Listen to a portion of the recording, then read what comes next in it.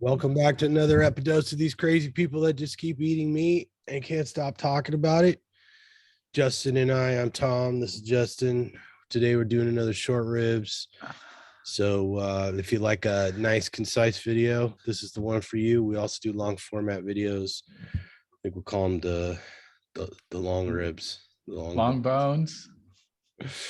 So anyways, today well, let me kick it over to Justin. What's our topic? And yeah, we'll get to the topic, but I just want to tell everyone here in the video that if you could please be so kind as to throw a bone on that like button, maybe throw another bone on the subscribe, hit that bell icon so you're notified whenever a short ribs or a long bone comes out, is on your feed and ready for consumption. We do appreciate it. Happy New Year to all the fans. Don't know when this will be released, but we just crossed that line of the 2022 first recording of 2022. So that's pretty exciting. And let us know down in the comments coming this year, what more do you want to see from this channel? What do you want to see from us? More of our faces, less of our faces. We've done a variety of different videos. Is there anything in particular that you like more than other? We will try our best to cater to you because we are shills. But today's topic is the perfect human diet.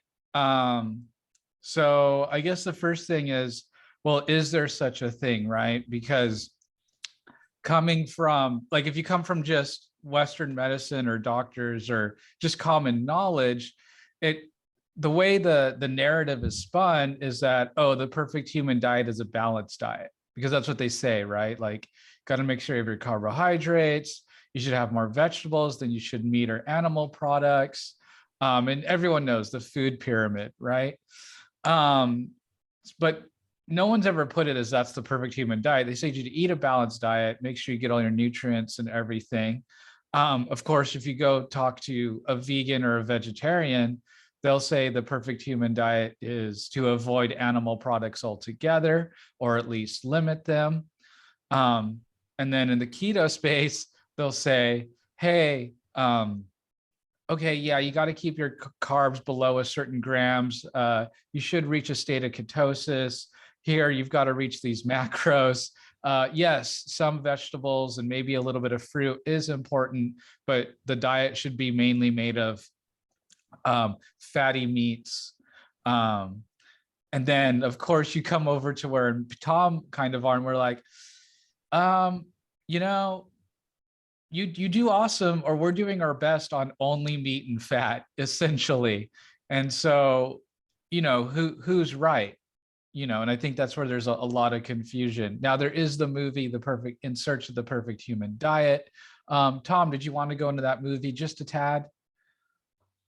yeah, so it's probably not a really well-known movie. I mean, it came out before keto was big, and certainly before carnivore kind of got its rebirth a few years back. So a lot of people probably haven't seen it, but you can punch it up. I think you can watch it through YouTube and Amazon Prime and Netflix and all that stuff. And it basically makes the case for carnivore based on evolution, archaeology, the stable isotope research, which just shows that human beings evolved eating meat. We largely just followed around megafauna, eating them until the megafauna went extinct. So our biology is engineered around consuming that diet. And it seems kind of shocking considering the world we grew up in with the food pyramid, and the healthy heart hypothesis, and the my plate and all that other business, all the recommendations from the American Heart Association and on and on and on. But of course, we know now that a lot of those endorsements were just paid for, that they wanted to basically take the burden away from sugar and put it on saturated fat.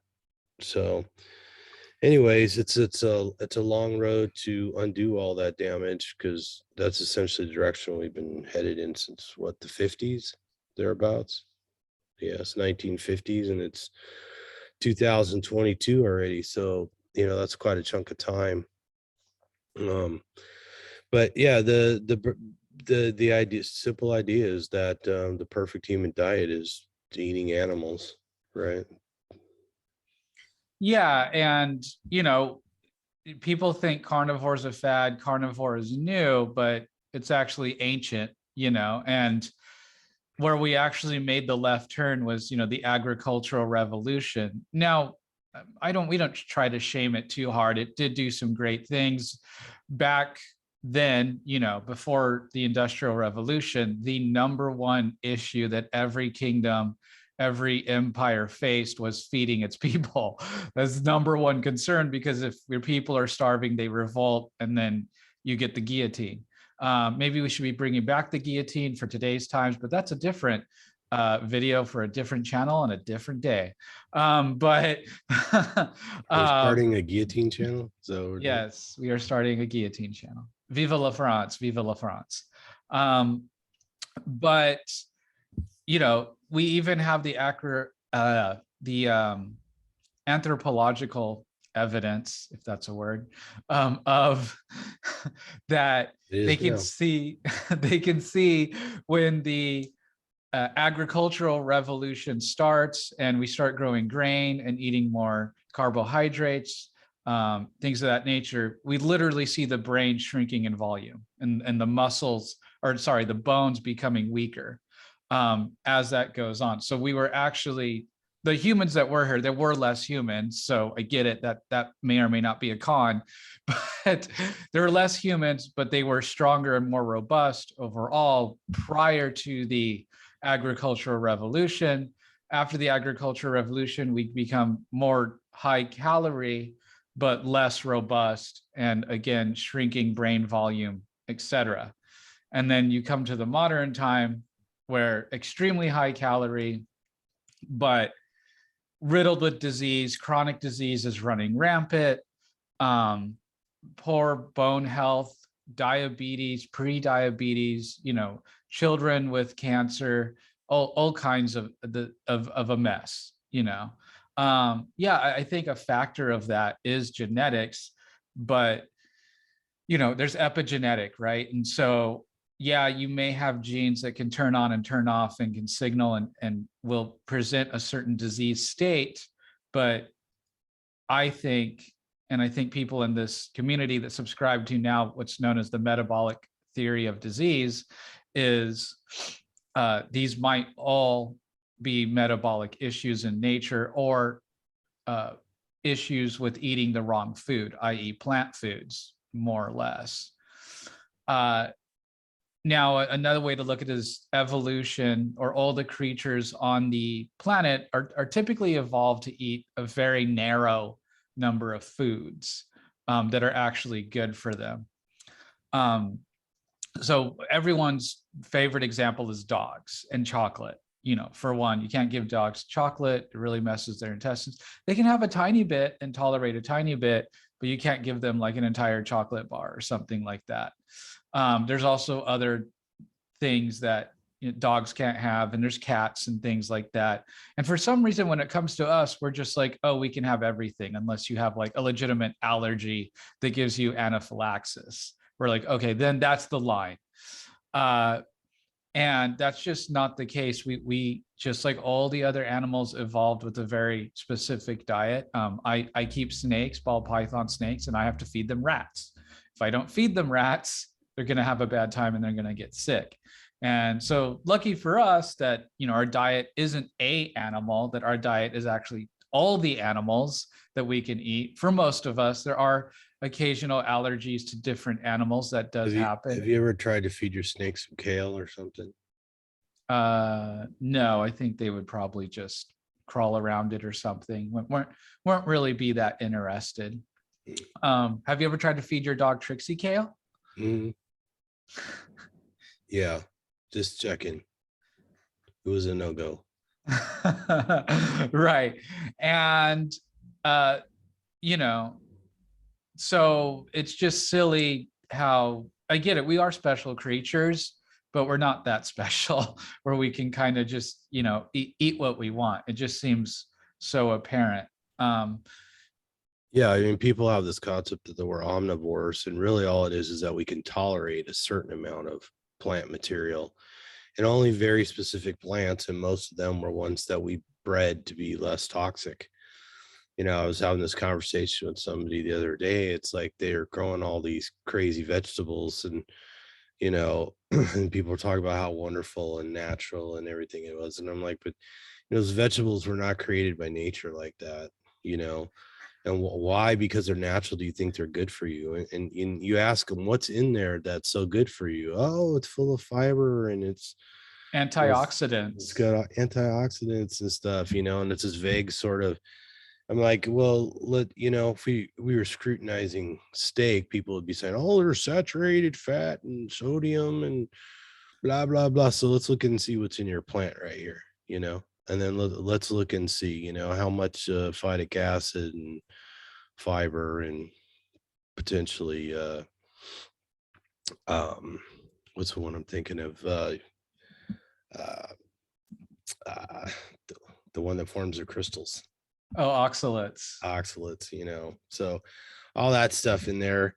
And you know, and the thing is that it's already baked in, that because it's a natural vegetable that you grew yourself, that has to be good for you, right? And the meat has to be bad.